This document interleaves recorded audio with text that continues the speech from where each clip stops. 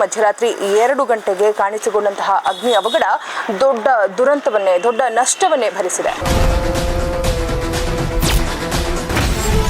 ಒಂದು ಫ್ರಿಡ್ಜ್ ನಿಂದ ಆದಂತಹ ಶಾರ್ಟ್ ಸರ್ಕ್ಯೂಟ್ ನಿಂದ ಚಿಕ್ಕ ಅಗ್ನಿ ಅವಘಡದಿಂದ 60 lakhs ಬಂಡವಾಳ ಹಾಕಿ ಮಾಡಿದ್ವಿ. 60 ಲಕ್ಷ ಬಂಡವಾಳ 75% ಲಾಸ್ ಆಗಿದೆ.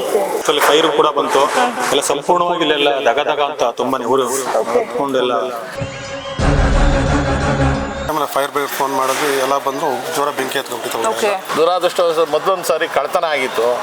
ಇದು ಎರಡನೇ ಬಾರಿ ಪಾಪ ಶಾರ್ಟ್ ಸರ್ಕ್ಯೂಟ್ ಇಂದ ತುಂಬಾ ನಷ್ಟ ಆಗಿದೆ. ನಮಸ್ಕಾರ ವೀಕ್ಷಕರೇ, ಇವತ್ತು ನಾನಿರುವಂಥದ್ದು ಪಾಂಡವಪುರ ತಾಲೂಕಿನ ರೈನ್ಬೋ ಸೂಪರ್ ಮಾರ್ಕೆಟ್ನಲ್ಲಿ. ರೈನ್ಬೋ ಸೂಪರ್ ಮಾರ್ಕೆಟ್ ತಡರಾತ್ರಿ ಮಧ್ಯರಾತ್ರಿ 2 ಗಂಟೆಗೆ ಕಾಣಿಸಿಕೊಂಡಂತಹ ಅಗ್ನಿ ಅವಘಡ ದೊಡ್ಡ ನಷ್ಟವನ್ನೇ ಭರಿಸಿದೆ. ರೈನ್ಬೋ ಸೂಪರ್ ಮಾರ್ಕೆಟ್ನ ಮಾಲೀಕರಾದಂತಹ ಅಶೋಕ್ ರವರಿಗೆ ಇದು ಒಂದು ತುಂಬಲಾಗದಂತಹ ಒಂದು ನಷ್ಟ. ಬೆಂಗಳೂರಿನಲ್ಲಿ ಸ್ವತಃ ಪ್ರಾರಂಭಿಸಿದಂತಹ ಸೂಪರ್ ಮಾರ್ಕೆಟ್ ಏನಿತ್ತು ಅದನ್ನು ಅಲ್ಲೇ ಕೈಬಿಟ್ಟು ಸ್ವತಃ ತನ್ನ ಹುಟ್ಟೂರಿನಲ್ಲಿ ಪಾಂಡವಪುರದಲ್ಲಿ ಇದೇ ಮೊದಲ ಬಾರಿಗೆ ಸೂಪರ್ ಮಾರ್ಕೆಟ್ ಅನ್ನ ಓಪನ್ ಮಾಡಿದಂಥವರು ಅಶೋಕ್ ಅವರು. ಆದರೆ ಸಡನ್ ಆಗಿ ಒಂದು ಫ್ರಿಡ್ಜ್ ನಿಂದ ಆದಂತಹ ಶಾರ್ಟ್ ಸರ್ಕ್ಯೂಟ್ ನಿಂದ ಇಡೀ ಅಂಗಡಿನೇ ಭಸ್ಮವಾಗಿದೆ. ಸೊ ಈ ಒಂದು ಅವಾಂತರ ಹೇಗಾಯ್ತು, ಇದನ್ನ ಹೇಗೆ ಭರಿಸ್ತಾರೆ ಅನ್ನೋದನ್ನ ಅವ್ರ ಮೂಲಕನೇ ತಿಳ್ಕೊಳ್ಳೋಣ ಬನ್ನಿ. ನಮಸ್ಕಾರ ವೀಕ್ಷಕರೇ, ಇವತ್ತು ನಾನು ಪಾಂಡವಪುರ ತಾಲೂಕಿನ ರೈನ್ಬೋ ಸೂಪರ್ ಮಾರ್ಕೆಟ್ ನಲ್ಲಿದ್ದೀನಿ. ಇವತ್ತು ಅತ್ಯಂತ ದುಃಖಕರ ದಿನ ಅಂತಾನೆ ಹೇಳ್ಬೋದು. ಯಾಕಂತಂದ್ರೆ ಚಿಕ್ಕ ಅಗ್ನಿ ಅವಘಡದಿಂದ ದೊಡ್ಡ ಅವಾಂತರನೇ ಸೃಷ್ಟಿಯಾದಂತಹ ದಿನ ಇದು. ಸೊ ನಮ್ಮ ಜೊತೆ ಮಾತಾಡ್ಲಿಕ್ಕೆ, ಈ ದುರಂತದ ಕುರಿತಂತೆ ಮಾತಾಡ್ಲಿಕ್ಕೆ ರೈನ್ಬೋ ಸೂಪರ್ ಮಾರ್ಕೆಟ್ನ ಮಾಲೀಕರಾದಂತಹ ಸರ್, ತಮ್ಮ ಹೆಸರು ಸರ್? ಅಶೋಕ್ ಅವ್ರು ನಮ್ಮ ಜೊತೆ ಇದ್ದಾರೆ ಸರ್. ಹೇಳಿ ಸರ್, ಹೇಗಾಯ್ತು ಸರ್? ಎಷ್ಟು ಟೈಮ್, ಯಾವ ಟೈಮಲ್ಲಿ ಆಯ್ತು ಸರ್ ಇದೆಲ್ಲ? ಮೇಡಮ್, ಮೇನ್ ಆಗಿ ಬಂದು ಪಾಂಡವಪುರದಲ್ಲಿ ಪ್ರಥಮ ಬಾರಿಗೆ ಸೂಪರ್ ಮಾರ್ಕೆಟ್ ಮಾಡ್ಬೇಕಂತ ಹೇಳಿ ನಮ್ಮ ತಂದೆಯರ ಒಂದು ಉಳಿತಾಯ ಎಲ್ಲ ಹಾಕಿ ಕಷ್ಟಪಟ್ಟು ಮಾಡಿದ್ವಿ ಇದನ್ನ. ಎಷ್ಟು ಬಂಡವಾಳ ಹಾಕಿದ್ವಿ ಸರ್ ಸ್ಟಾರ್ಟಿಂಗ್? ಒಂದು 60 lakhs ಬಂಡವಾಳ ಹಾಕಿ ಮಾಡಿದ್ವಿ. 60 ಲಕ್ಷ ಬಂಡವಾಳ. ಓಕೆ. ಇಂಪ್ರೂವ್ ಆಗ್ತಿತ್ತು. ಇವಾಗ ಒಂದು 2 years ಇಂದ ರನ್ನಿಂಗ್ ಮಾಡ್ತಾ ಇದ್ವಿ.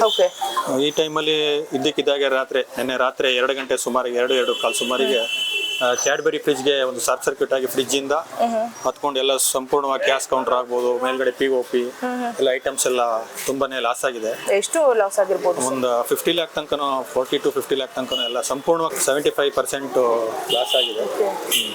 ಸ್ಟೋರ್ ಕೂಡ ಎಲ್ಲ ಈ ತರ ನೋಡೋದಕ್ಕಾಗಿ ನಮ್ಗೆ ಯಾವ ತರ ಬರ್ಸ್ಬೇಕು ಇದನ್ನ ಅಂತಾನೆ ಗೊತ್ತಾಗ್ತಿಲ್ಲ.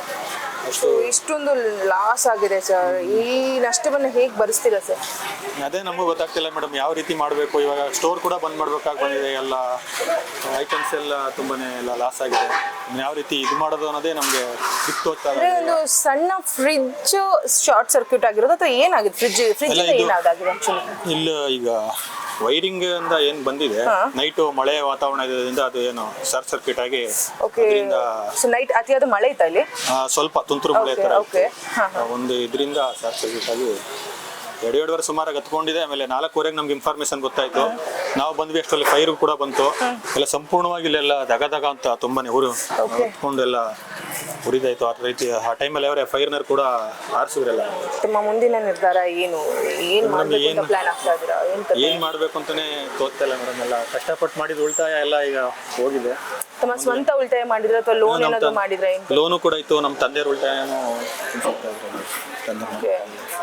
ಸೊ ಈಗ ಲೋನ್ಗೂ ಕೂಡ ತುಂಬಾ ತೊಂದರೆ ಆಗ್ತದೆ ನಿಮ್ಗೆ ಈ ಒಂದು ಪರಿಸ್ಥಿತಿಯಿಂದ? ಲೋನ್ ಕಟ್ಟೋದು ಎಲ್ಲ ಪ್ರತಿಯೊಂದು ಡೈಲಿ ಮೇಂಟೆನೆನ್ಸ್ ಆಗ್ಬೋದು. ಓಕೆ. ಎಷ್ಟು ಜನ ಎಂಪ್ಲಾಯೀಸ್ ಇದ್ರು sir? Normal 6 members. 6 members employees ಇದ್ರು. ಸೊ ಮಂತ್ಲಿ ಟರ್ನ್ ಓವರ್ ಎಷ್ಟು ಆಗ್ತಿತ್ತು ಸರ್ ನಿಮ್ಗೆ ಇದರಿಂದ? ಈ ಒಂದು ಇದರಿಂದ 25 ಇಂದ 30 ತನಕ ಆಗ್ತಿತ್ತು. ಉಳಿತಾಯ ಆಗ್ತಾ ಇತ್ತು? ಅಲ್ಲ, ಉಳಿತಾಯ ಅಲ್ಲ, ಟರ್ನ್ ಓವರ್ ಆಗ್ತಾ ಇತ್ತು. ಸೊ ನಿಮ್ಗದು ಇದು ಬಿಟ್ರೆ ಬೇರೆ ಏನಾದ್ರು ಇದೆಯಾ ಸರ್? ನಿಮ್ ಜೀವನಾಂಶಕ್ಕೆ ಏನಾದ್ರು, ಜೀವನ ಆಧಾರಕ್ಕೆ ಏನಾದ್ರು ಬೇರೆ ಕೆಲಸ? ಇಲ್ಲ, ಇದನ್ನೇ ಮೇನ್ ಅಂತ ನಾವು ಮಾಡ್ಕೊಂಡಿದ್ವಿ. ಇದನ್ನೇ ನೋಡ್ಕೊಂಡ್ಬೇಕಂತೇಳಿ ಎಲ್ಲ ಒಂದಲ್ಲೇ ನಂಬ್ಕೊಂಡಿದ್ರಿ. ಬಟ್ ಈ ಒಂದು ಅಂಗಡಿ ಈ ತರ ಸುಟ್ಟು ಭಸ್ಮವಾಗಿದೆ. ಸೊ ಮುಂದಿನ ದಾರಿ ನಿಮ್ಗೆ ಕಾಣ್ತಾ ಇಲ್ಲ. ಸೊ ಇದ್ರ ಬಗ್ಗೆ ಅಂದ್ರೆ ಕಂಪ್ಲೀಟ್ಲಿ ಭಸ್ಮ ಆಗಿದೆ, ಇನ್ನೇನು ನಿಮ್ಗೆ ತೋರಿಸ್ತಾ ಇಲ್ಲ. ಅಟ್ಲೀಸ್ಟ್ ಇನ್ಶೂರೆನ್ಸ್ ಆದ್ರೂ ಏನಾದ್ರು ಕ್ಲೈಮ್ ಆಗುತ್ತಾ ಸರ್? ಇನ್ಶೂರೆನ್ಸ್ ಇದೆ ಮೇಡಮ್, ಅದನ್ನ ಪ್ರಯತ್ನ ಪಡ್ತಾ ಇದೀವಿ. ನೋಡೋಣ ಅವ್ರು ಯಾವ ರೀತಿ ಸಪೋರ್ಟ್ ಮಾಡ್ತಾರೆ. ಇನ್ಶೂರೆನ್ಸ್ ಕಟ್ಟಿದ್ವಿ. ಓಕೆ. ಕ್ಲೈಮ್ ಆಗ್ಲೇಬೇಕಲ್ವಾ ಇನ್ಶೂರೆನ್ಸ್ ನಿಮ್ಗೆ? ಅದೇ ಮೇಡಮ್, ಎಲ್ಲ ಫೈರ್ಗೆ ಕೂಡ ಪೊಲೀಸ್ಗೆಲ್ಲ ಇನ್ಫಾರ್ಮ್ ಮಾಡ್ತಾ ಇದೀವಿ. ಅವ್ರ ಕಡೆಯಿಂದ ಯಾವ ತರ ಸಪೋರ್ಟ್ ಸಿಗುತ್ತೆ ಅಂತ ನೋಡ್ಬೇಕು ಮೇಡಮ್. ಈಗ ಕೊನೆಯ ಭರವಸೆ ಅದೊಂದು ಸ್ವಲ್ಪ ಭರೋಸೆ ಅದ್ರ ಮೇಲೆ ಇಟ್ಕೊಂಡಿದ್ದೀವಿ. ಈ ಒಂದು ದುರಂತದ ಬಗ್ಗೆ ಮಾತಾಡ್ಲಿಕ್ಕೆ ಸ್ವತಃ ಪ್ರತ್ಯಕ್ಷದರ್ಶಿಗಳಿದ್ದಾರೆ ಅಂಡ್ ಈ ಜಾಗದ ಈ ಪ್ರಾಪರ್ಟಿ ಓನರ್ ನಮ್ಮ ಜೊತೆ ಇದ್ದಾರೆ. ಬನ್ನಿ ಈ ಒಂದು ಅವಘಡ ಪ್ರಾರಂಭವಾದಾಗ ಏನಾಯ್ತು ಅನ್ನೋದನ್ನ ಅವ್ರ ಮೂಲಕನೇ ತಿಳ್ಕೊಳ್ಳೋಣ. ಸರ್ ತಮ್ಮ ಹೆಸರು ಸರ್? ಪ್ರಜ್ವಲ್ ಸರ್. ಎಷ್ಟೊತ್ತಿಗೆ ನಿಮ್ಗೆ ಈ ತರ ಸೌಂಡ್ಗಳು ಕೇಳಿಸ್ತು, ಏನಾಯ್ತು ಸರ್? ಆ ಒಂದು ಮೂಮೆಂಟ್ ಏನಾಯ್ತು? ಈ ಟೈಮಿಂಗ್ ಒಂದು 4 ಗಂಟೆ 4:15 ಗಂಟೆ. ಓಕೆ. 4:15 ಒಂಥರ ಜೋರಾಗಿ ಪಟಾಕಿ ಸೌಂಡ್ ಜೋರ ಬಂತು. ನಾವು ಏನು ಅಂತ ಆಚೆ ಬಂದು ನೋಡಿದ್ರೆ ಜೋರ ಹೊಗೆ ಎಲ್ಲ ತುಂಬಿಕೊಂಡಿದ್ವಿ. ಅದು ನೋಡ್ತಾ ಇವ್ರು ಓನರ್ ಫೋನ್ ಬಿಲ್ಡಿಂಗ್ ಅಂಗಡಿಯವರು ಫೋನ್ ಮಾಡಿದ್ವಿ. ಮಾಡಿ ಆಮೇಲೆ ಫೈರ್ ಬ್ರಿಗೇಡ್ ಫೋನ್ ಮಾಡಿದ್ವಿ. ಎಲ್ಲ ಬಂದು ಜೋರ ಬೆಂಕಿ ಎತ್ಕೊಂಡ್ಬಿಟ್ಟಿತ್ತು. ಓಕೆ. ಫೈರ್ ಇಂಜಿನ್ ಕಾಲ್ ಮಾಡಿದ್ವಿ, ನೀವು ಮಾಡಿದ್ದ? ಓಕೆ. ಮಾಡಿದ್ವಿ, ಬಂದು ಎಲ್ಲ ಬೆಂಕಿಲ್ಲ ಆರಿಸಿದ್ರು ಜಾಸ್ತಿ. ನೀವು ಆ ಮೂಮೆಂಟ್ ಅಲ್ಲಿ ನೋಡಿದಕ್ಕೆ 75% ಅವಘಡ ಆಗಿದೆ. ಏನಾದ್ರೂ ನೀವು ನೋಡಿಲ್ಲ ಅಂದಿದ್ರೆ ಕಂಪ್ಲೀಟ್ಲಿ ಶಾಪೇ ಹೋಗ್ತಾ ಇತ್ತು ಸರ್. ಆಕ್ಚುಲಿ ಅಂಡ್ ನಿಮ್ಮಿಂದ ತುಂಬಾನೇ ಹೆಲ್ಪ್ ಆಗಿದೆ ಅವ್ರಿಗೆ. ಆ ಮೂಮೆಂಟ್ ಆದ್ರೆ ಅಕ್ಕಪಕ್ಕದಲ್ಲಿ ಯಾರು ಇರ್ಲಿಲ್ವಾ ಸರ್? ಇಲ್ಲ, ಯಾರು ಏನೋ ಒಂದು 4-5 ಜನ ಇದ್ರಷ್ಟೇ. ಯಾರು ಫೋನೇ ಮಾಡಿ ನಾನು ಬಂದು ನೋಡಿದೆ. ನಿಮ್ಗೆ ಸೌಂಡ್ ಕೇಳಿಸಿ ನೀವು ಏನಾಯ್ತು ಅಂತ ನೋಡಿ ಬಂದಿದ್ದು. ಸರ್ ನಮಸ್ತೆ, ತಮ್ಮ ಹೆಸರು ಸರ್? ನನ್ನ ಹೆಸರು ಚಂದ್ರು ಅಂತ. ಓಕೆ. ಚಂದ್ರ ಅವರೇ, ನಿಮ್ಮ ಸ್ನೇಹಿತರಾದಂತಹ ಅಶೋಕ್ ರವರು ಕಷ್ಟಪಟ್ಟು ಮಾಡಿದಂತಹ ಈ ಒಂದು ಸೂಪರ್ ಮಾರ್ಕೆಟ್ ಪಾಂಡವಪುರದಲ್ಲೇ ಮೊದಲ ಸೂಪರ್ ಮಾರ್ಕೆಟ್ ಆಗಿತ್ತು. ಬಟ್ ಇವಾಗ ಈ ತರ ಒಂದು ಅವಘಡ ಆಗಿದೆ. ಸೊ ಇದ್ರ ಬಗ್ಗೆ ಏನ್ ಹೇಳಕ್ ಇಷ್ಟಪಡ್ತಾರೆ? ಸೊ ಆಕ್ಚುಲಿ ಈ ಸುತ್ತಮುತ್ತದಲ್ಲಿ ಒಳ್ಳೆ ನೇಮ್ ಇತ್ತು, ಒಳ್ಳೆ ಹೆಸರು ಇತ್ತು. ಸೊ ಯಾವುದೇ ದೊಡ್ಡ ಕಂಪ್ನಿಗಳು ಬಂದ್ರು ಇವ್ರನ್ನ ಬೀಟ್ ಮಾಡಕ್ ಆಗ್ತಿರ್ಲಿಲ್ಲ. ಎಲ್ಲ ಕಸ್ಟಮರ್ಸ್ಗಳಿಂದ, ಗ್ರಾಹಕರಿಂದ ಒಳ್ಳೆ ಫೀಡ್ಬ್ಯಾಕ್ ಇತ್ತು. ಸೊ ಆದ್ರಿಂದ ನಿನ್ನೆ ರಾತ್ರಿ ಏನು ಅಗ್ನಿ ಅವಘಡದಿಂದ ಸ್ಟೋರ್ ಈ ತರ ಆಗಿದೆ. ಸೊ ಇಲ್ಲ ಅಂದ್ರೂ ನಿಯರ್ಲಿ ಒಂದು 50 to 60, 70 lakh rupees ಹತ್ರ ಲಾಸಸ್ ಆಗಿದೆ. ಸೊ ಇದನ್ನ ಯಾವ ರೀತಿ ಭರಿಸ್ಬೇಕು ಅನ್ನೋದೇ ಪಾಪ ಕಷ್ಟ ಆಗೋಗಿದೆ. ನಮ್ಮ ಕಡೆಯಿಂದ ಏನ್ ಸಹಾಯ ಆಗುತ್ತೆ, ನಮ್ಮ ಕಡೆಯಿಂದ ಯಾವುದೇ ರೀತಿಯಾದ ಹೆಲ್ಪ್ ಏನ್ ಬೇಕಾಗುತ್ತೆ ಅದನ್ನ ನಮ್ಮ ಕೈಲಾದಷ್ಟು ನಾವು ಮಾಡಬೇಕು ಅಂತ ಬೆಳಿಗ್ಗೆಯಿಂದ ನೀವೇ ವೇಟ್ ಮಾಡ್ತಾ ಇದ್ದೀವಿ. ಸೊ ಇನ್ನ ಇನ್ಸೂರೆನ್ಸ್ ಕಂಪ್ನಿಯವರೆಲ್ಲ ಬರಬೇಕು ಅಂತ ಕಾಯ್ತಾ ಇದೀವಿ. ಸೊ ನೋಡೋಣ.